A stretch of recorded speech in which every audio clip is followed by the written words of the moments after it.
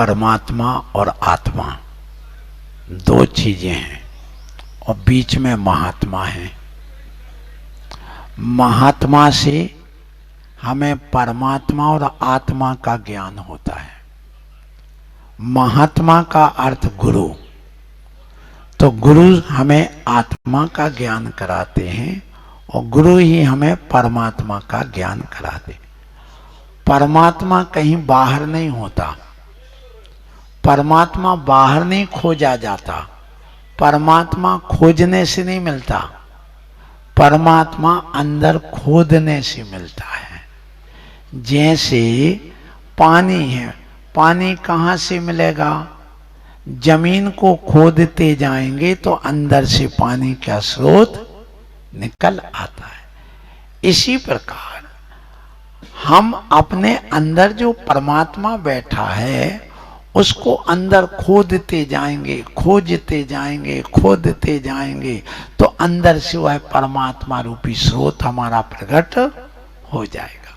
तो अपन जो पूजा करते हैं, अभिषेक करते हैं, दान देते हैं, मंदिर आते हैं, ये सब के पीछे कारण क्या है? सिर्फ हम अपने उस आत्मा को पहचान लें, उस परमात्मा को पहचान लें। आप लोग स्कूल जाते हो इसलिए कि हमें ज्ञान हो जाए। इसी प्रकार मंदिर में क्यों आते हैं, प्रवचन क्यों सुनते हैं? कि हमें अपने आत्मा का ज्ञान हो जाए, परमात्मा का ज्ञान हो जाए। तो परमात्मा बाहर खोजने से नहीं मिलता, अंदर खोदने से मिलता है। और ध्यान रखिए, यह अंदर उद्घाटित करना पड़ता है। परमात्मा कहाँ है? तो बस एक ही ध्यान रखिए, परमात्मा हमारी आत्मा में है। हमारी आत्मा कब से है? अनादिकाल से। जब से संसार है तब से आत्मा है। इसलिए परमात्मा भी कब से है? जब हमारी आत्मा अनादिकाल से, तो परमात्मा भी कब से है? क्योंकि हमारी आत्मा ही क्या है? परमात्मा। तो अब ऐसी स्थिति में कई लोग कहते भगवान महावीर स्वामी ने जैन धर्म चलाया। नहीं, भगवान महावीर स्वामी ने जैन धर्म नहीं चलाया।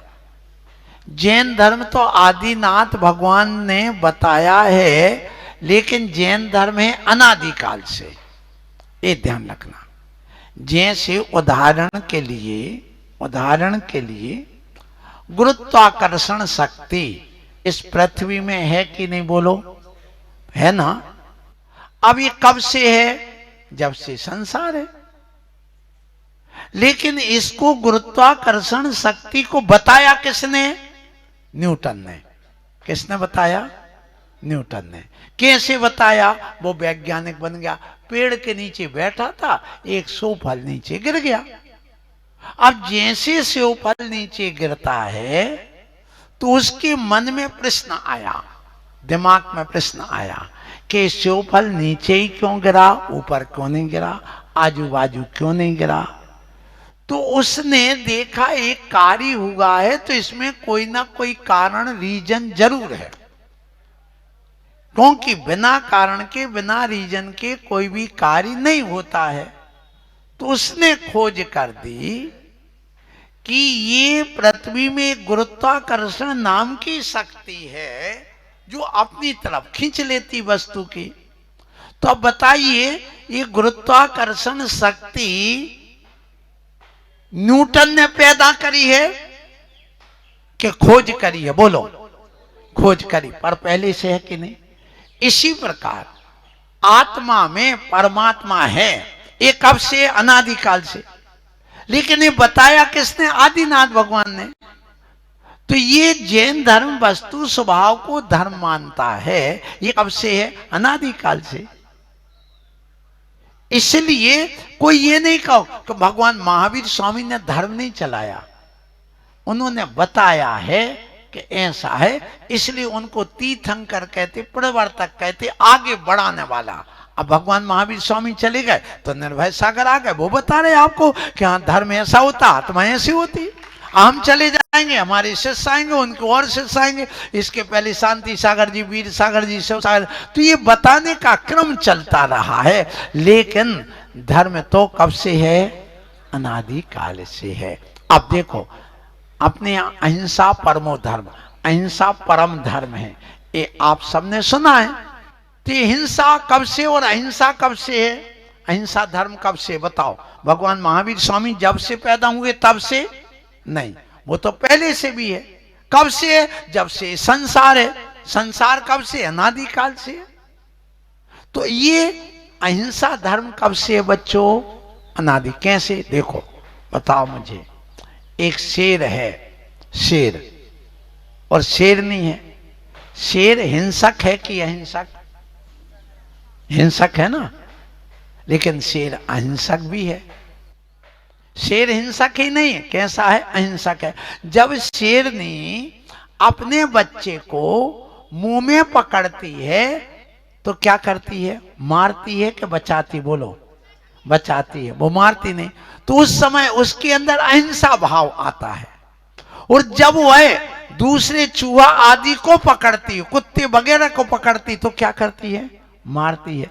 तो जब वह पकड़ती गले में मारने के लिए तो हिंसक हो जाती है, और जब अपने बच्चे को पकड़ती है तो हिंसक हो जाती।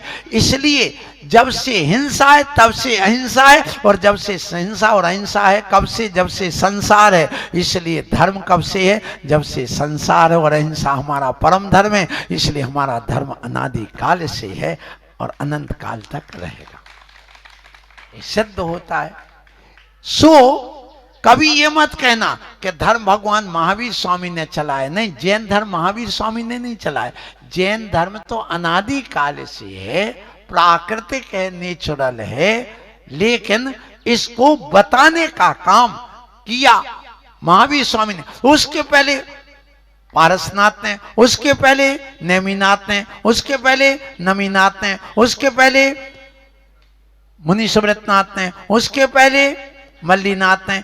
ऐसे कहां तक? आदिनाथ तक चले जाओ। आदिनाथ के पहले उनके पिता नाभिराय, नाभिराय के पहले और कुलकर हुए, और भी तीर्थंकर हुए, उसके पहले और तीर्थंकर हुए। अब जैसे आप लोग अपने जीवन को देखो, तुम्हारे पिता का नाम क्या है? सचिन, क्या नाम? और दादाजी का नाम? प्रमोद जी। अब उनके बाप का नाम, पिताजी का नाम थे कि नहीं? तभी तो तुम्हारे प्रमोद जी आए, नहीं तो प्रमोद जी कहां से पैदा हो जाते? प्रमोद के बाप भी तो होंगे, पिता होंगे कि नहीं? फादर के नहीं, है ना? अब उनके फादर नाम बताओ क्या था? उनके फादर का नाम बताओ।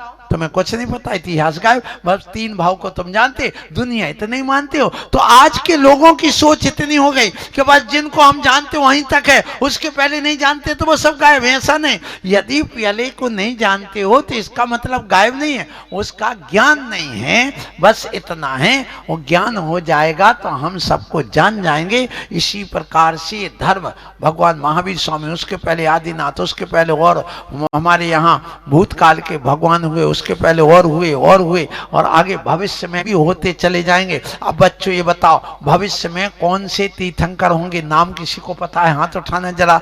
नहीं पता किसी को? महिलाओं में जो आने वाले तीर्थंकर होंगे पहले, वो कौन है? मनोज भैया।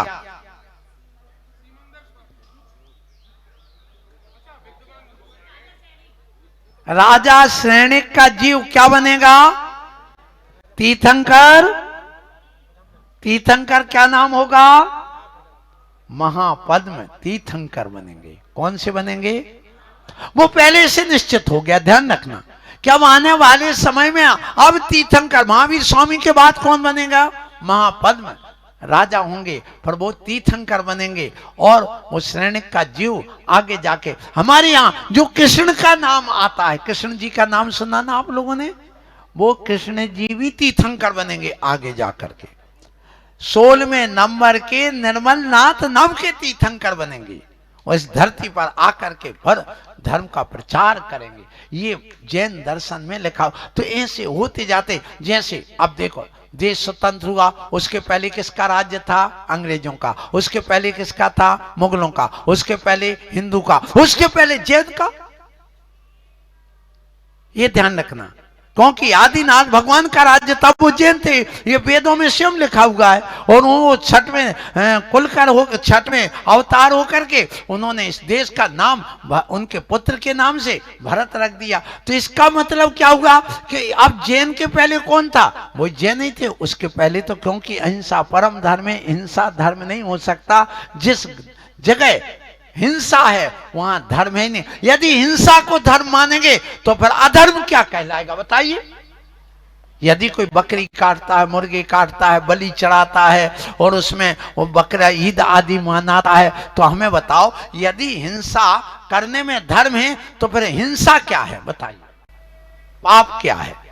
तो इसलिए बच्चों आप लोगों को आज ये समझना है कि अपने जीवन में अहिंसा परम धर्म है। अहिंसा अनादिकाल से है, हमारी आत्मा अनादिकाल से है, इसलिए परमात्मा अनादिकाल से है। उस परमात्मा को प्राप्त करने के लिए कहीं बाहर से नहीं, अपने अंदर से प्रकट करने के लिए हम पाठशाला आते हैं, उसका ज्ञान लेते हैं, यहाँ भगवान की पूजा करते हैं, मुनियों के प्रवचन सुनते हैं, मुनि को आहार दान देते हैं। क्यों? क्योंकि महाराज को जब तुम आहार दोगे तो महाराज साधना करेंगे, ज्ञान प्राप्त करेंगे, तो वो तुम्हें ज्ञान देंगे।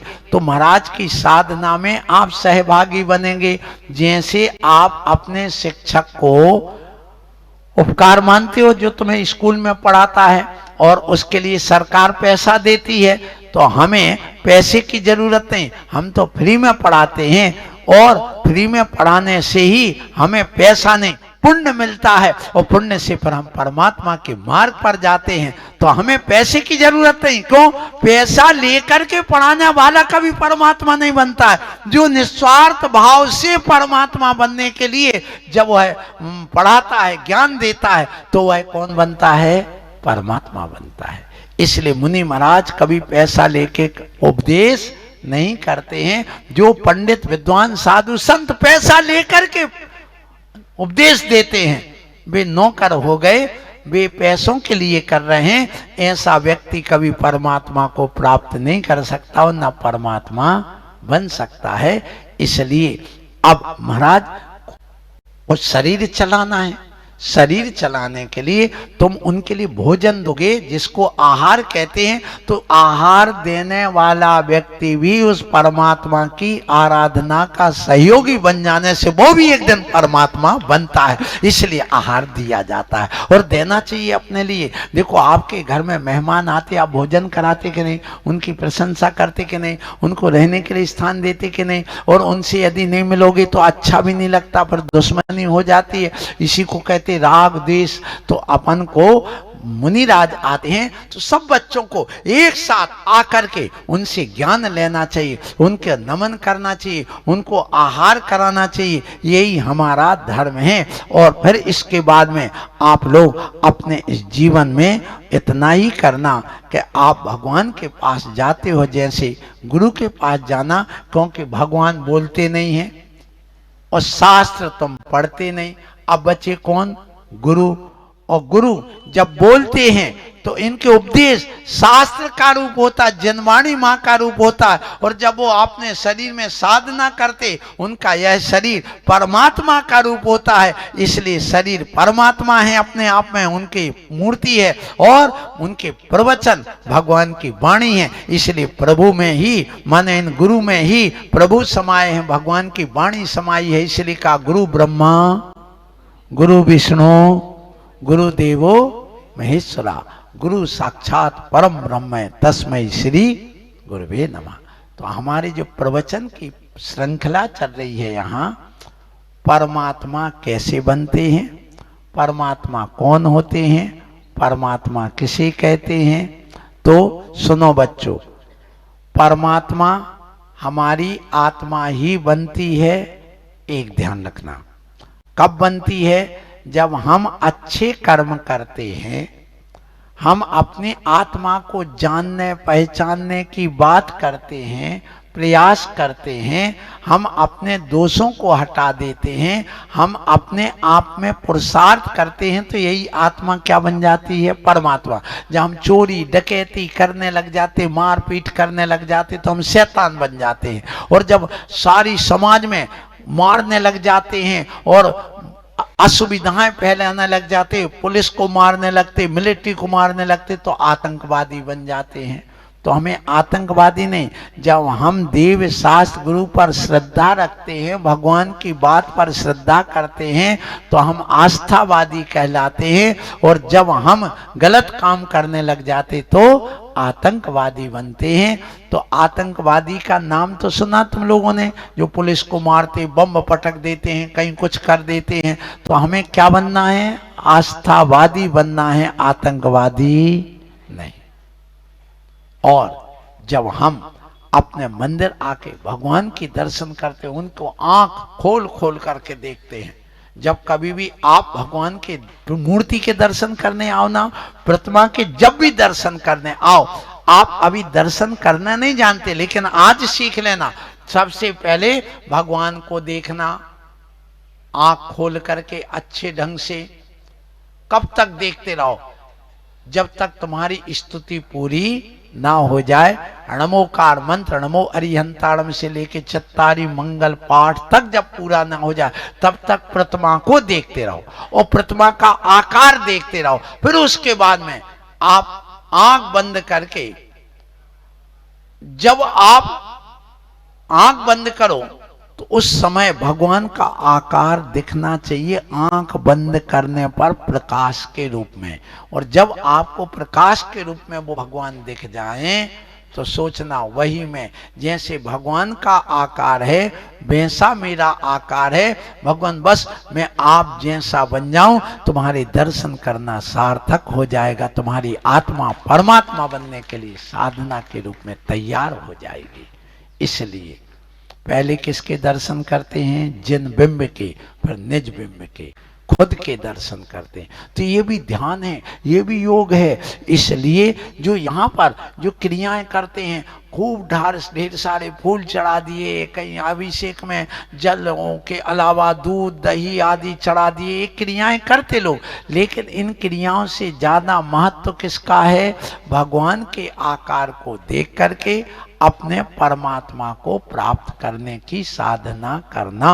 तो आप भगवान के दर्शन करके, जिन बिंब दर्शन करके निज बिंब दर्शन करो और सोचो सो हम, भगवान जो आप हैं वही मैं हूं। आपने अपने भगवान को प्रकट कर लिया है और हमने अभी प्रकट नहीं किया, तो मैं प्रकट करने के लिए आया हूं। और उसके लिए मुनि बनना जरूरी होता है।